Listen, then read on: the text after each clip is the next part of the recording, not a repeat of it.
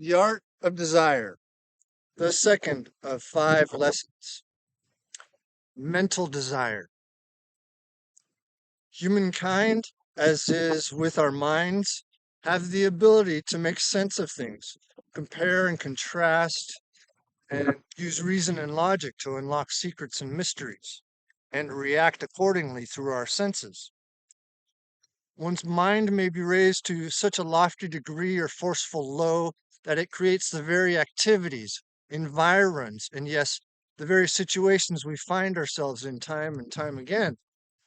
Yea, it is even able to alter or change the very influence of heredity itself, as in heal one's ancestral lineages of past trauma and woe.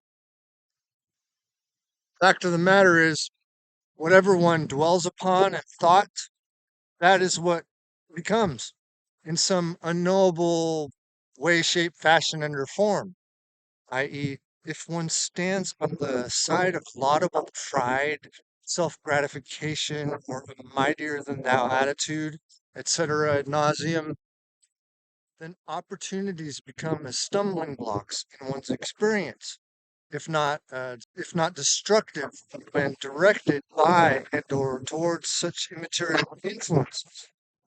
And once thy physical desire is allowed free rein or made to remain purposefully selfish in nature, so too it may become a power source for evil to creep up and in, using you as a and or the very channel or conduit by which and through which any and everything negative, wrong, and simply unjust may manifest, and that much more dangerous, strengthened further still by the will, by a mind hell-bent on ill and or evil intent.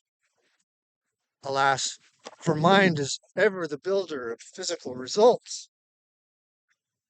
Desire is nothing more than an impulse which makes, shapes, and fashions and forms the actions of our mental bodies, regardless of whether the motivating force is produced or triggered by thoughts or the environs one finds self in, if not from the spiritual or soul body itself, instigating an activity from within. It's all the same. And yet they're extremely different.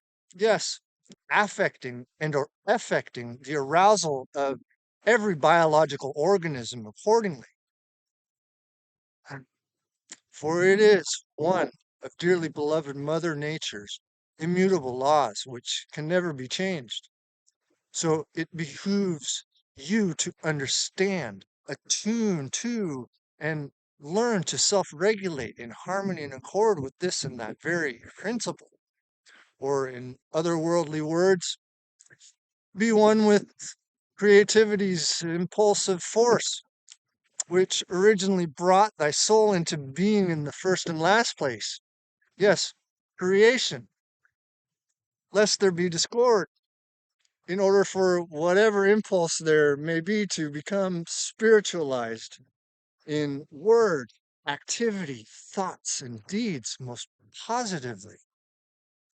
And it all depends upon one's purpose or intention and one's chosen will or simply one's decisions to lower or raise the level of one's mindfulness, nervous system, physiological activities, and hence outcomes in thy own body or any other living system for that same gray matter.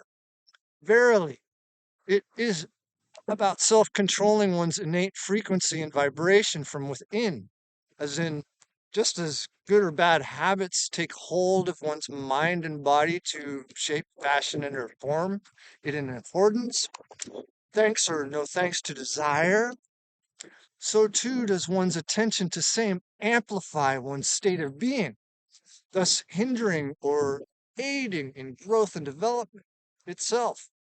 That's life in a nutshell. See?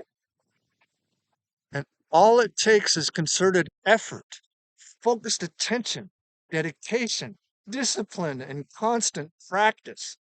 Like work in a gym to get wealthy, buffed, and trim, or else end up at the other end of the so-called spectrum in a gutter somewhere, living in clutter or turmoil.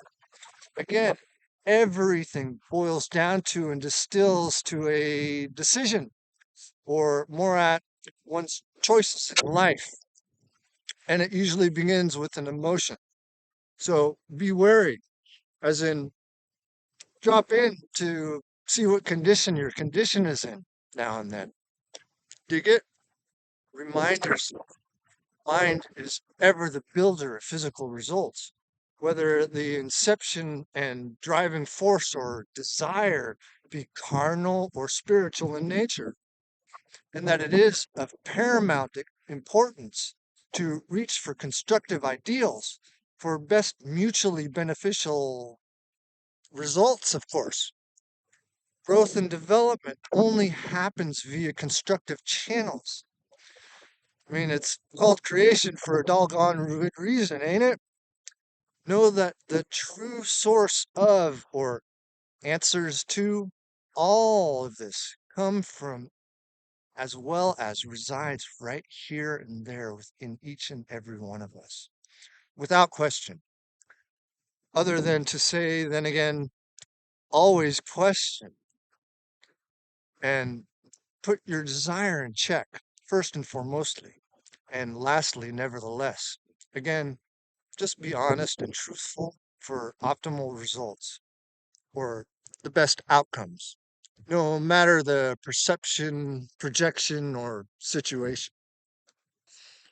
It just depends on not acting and behaving like caged feral animals or impulsive children bereft of moral compass or conscience, but instead as the divinely sentient beings we truly are.